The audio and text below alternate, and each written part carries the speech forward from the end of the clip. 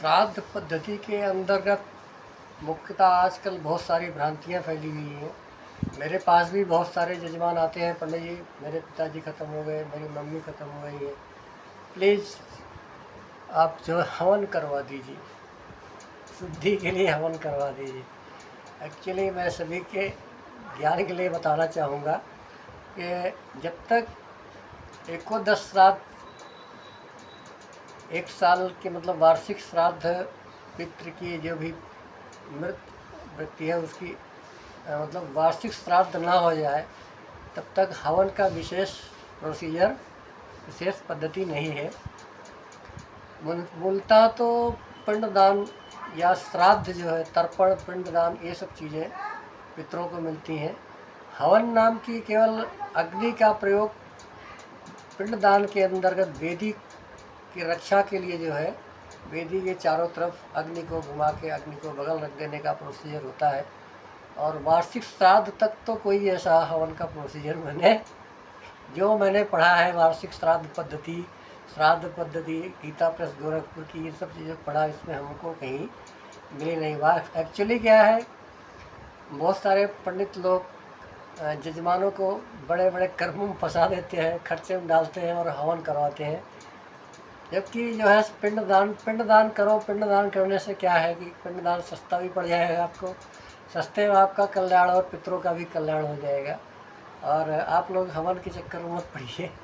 हवन तो करना नहीं चाहिए, लेकिन करते हैं लोग, बहुत सारे उनके विद्वान योग इनके गुरु बताते हैं हवन करो।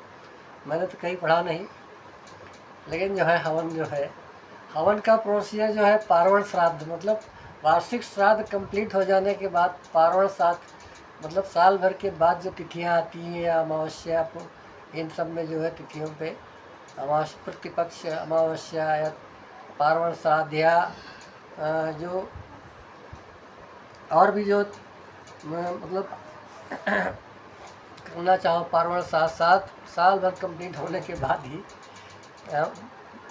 नारायण बलि करो। उसमें हवन की पद्धति है, लेकिन केवल हवन पद्धति ही नहीं है, उसमें भी पिंडदान करने के बाद ही बहुत सारे सभी पितरों को पिंडदान देने के बाद हवन का प्रोसीजर है। लेकिन इसलिए मेरा आम पब्लिक से अपील है कि वो इन पंडितों जिनको हो सकता है भाई कहीं से उन्होंने पढ़ा हो, लेकिन जब मैंने पढ़ा है उसमें जो है कहीं ऐसा हवन का प्रोसीजर विशेष हवन का प्रोसीजर नहीं है। हवन है भी तो भी पिंडदान करने के बाद ही हवन का प्रोसीजर है। ये वीडियो आम पब्लिक के लिए है, वो जो देखे समझे और अपने, क्योंकि पितृ का तर्पण और पिंडदान जो है ये जितना हमारा पूजा इम्पॉर्टेंट है उससे ज़्यादा इम्पॉर्टेंट होगा, उतना ही इम्पॉर्टेंट हमारा पितरों का तर्पण और पिंडदान भी है। क्योंकि अतृप्ताः रुद्रम पिबन्ति, जो पितृ अतृप्त रह जाते हैं वो अपने वंशजों का या अपने डिपेंडेंट्स का जो है खून पीते हैं।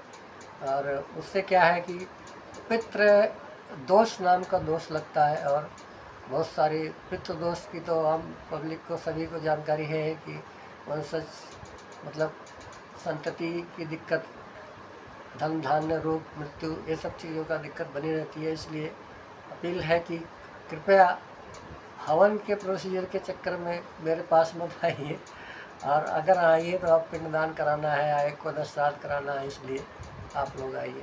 आपका बहुत स्वागत है मेरे पास। थैंक यू, धन्यवाद।